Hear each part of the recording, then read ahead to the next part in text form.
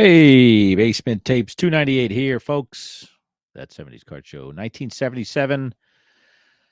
What a time. What a time to be a kid.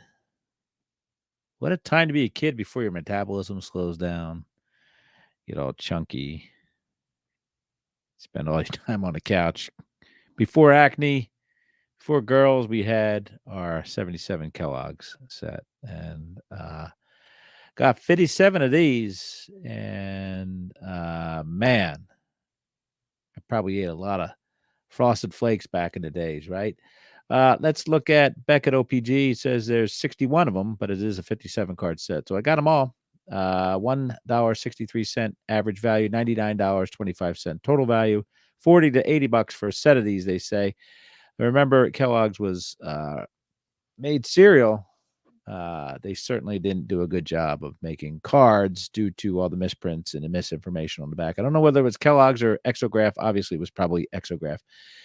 The cards in this 57 card set measure approximately 2.125 by 3.25. The 1977 Kellogg series of 3D baseball player cards could be obtained card by card from cereal boxes or by sending in box tops and money. Each player's picture appears in a miniature form on the reverse. The idea begun in 1975 and 71 and replaced in subsequent years by the use of a picture of the Kellogg's mascot. Cards still found with the wrapper intact are valued 25% greater than the values listed below. So let's see what our top three are. I bet you that George Brett is up there, right? Let's see what's going on here. George Brett, number one, followed by Pete Rose and Dave Winfield. Not sure why that is like that. Dave Winfield is an odd one to be in the top three, but apparently he did make the top three. Maybe not a lot of star power there. Of course. No Ryan, no Yastrzemski, no fun, I guess some would say. Let's get over to TCDB, where we find, again, 2.125 by 3.25. These 57 cards. Team represented here: Braves, Red Sox, Angels, Cubs, White Sox, Reds, Indians, Tigers, Astros, Royals, Dodgers, Brewers, Twins, Expos, Mets, Yankees, Athletics, Phillies, Pirates, Padres, Giants, Cardinals, and Rangers. No Seattle Mariners and no Toronto Blue Jays. Errors and variations, there are 8 of them. A couple Lyman Bostocks, where there's a Doc Ellis on the photo of the back of one of them. Ron Say, some statistical misinformation. Wayne Garland, no trade to Cleveland, is mentioned in the final line of bio starts prior to. The other card says there he polished. I'm not sure why that's mentioned here, but that's a variation. And Ken Reitz, number 38, no trade mentioned.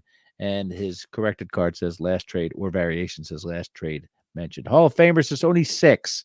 So that's why we're running a bit dry here.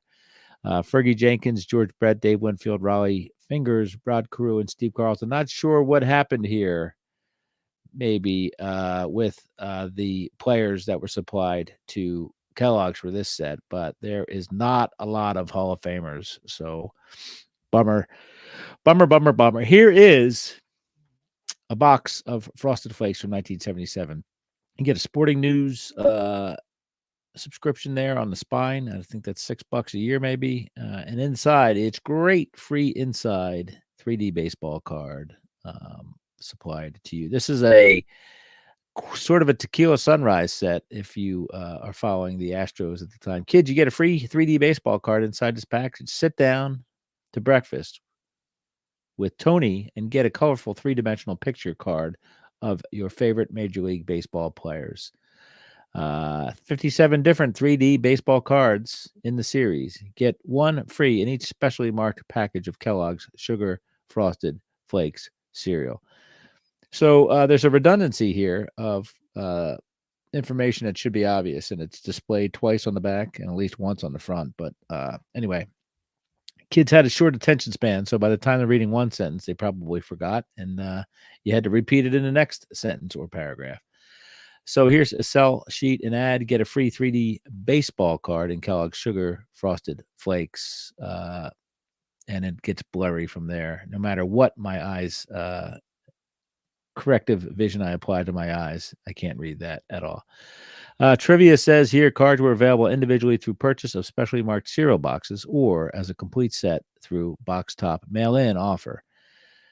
I love a good hyphen every now and then. Mail-in offer. This is the last Kellogg set in which portrait photos were used on the card back. So there was a long gap between, and there would never be another photo on the back again, according to this information. Here they are. Man, look at that. Tequila sunrise there, white border and an orange and red border, striped in there. Just looks great. Clouds behind George Foster. What a day to play baseball. Campaneris still hanging on in Oakland in 1977. That poor soul. Fergie Jenkins got the rubber jacket on. Doc Ellis has no idea what's going on, but he's in New York, but apparently in either Veterans or Three Rivers Stadium in the back. So again, these were layered cards, so you'd have a stadium and then a player on two different layers. Count Montefusco there. George Brett, he's our breadwinner, our high earner for this series of cards, and he is looks like he's at Shea Stadium, or he's halfway between Shea Stadium and a clouded background. So some weird stuff going on there. Candelaria, high as a kite. Fred Norman is listed there. It freaks me out when they list a player's last name and it's a first name. Norman Pitcher. 3D Superstars, it says on that. Bill Travers, he's usually the saddest looking man on baseball cards. Hal McRae, so on and so on. Dave Parker. Let's read about Dave Parker, shall we? David Gene Parker, Pittsburgh Pirates. Position right field, bats left, throws right. Born July 9th, 1951. Happy belated, sir.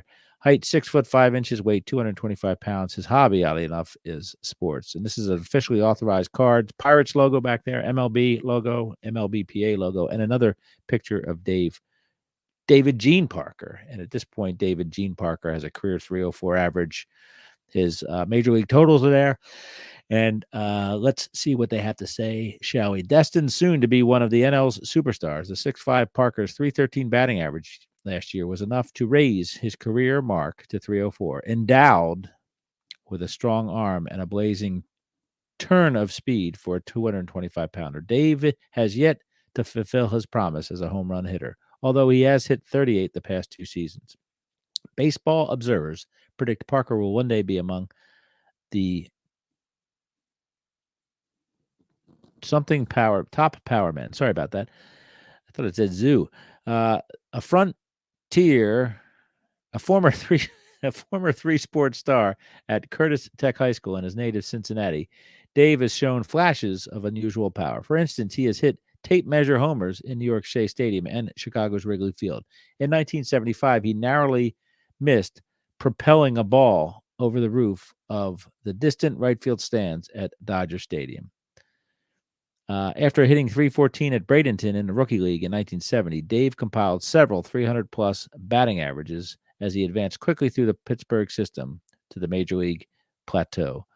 All sorts of copyrighted there, exograph, all sorts of fun stuff. Series 19 of 57, yada, yada, yada. Dave Parker would win the batting championship at 77. You know that if you know your 1978 Topps baseball set with the leaders.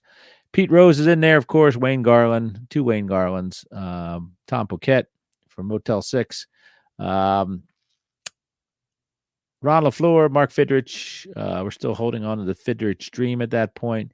Ken Reitz, of course, a couple of those. Cesar Geronimo, Jim Lonborg, he's an impossible dreamer. Matty Locke is in his Chicago outfit there. And Jerry Remy, Tanana, Al Alver, who was robbed of the MVP by Dale Murphy, and Steve Carlton is your leader from Mars. He's the last card, Mr. Irrelevant in this set, of course, well on his way to the Hall of Fame and being amongst the greatest pitchers in the history of the baseball.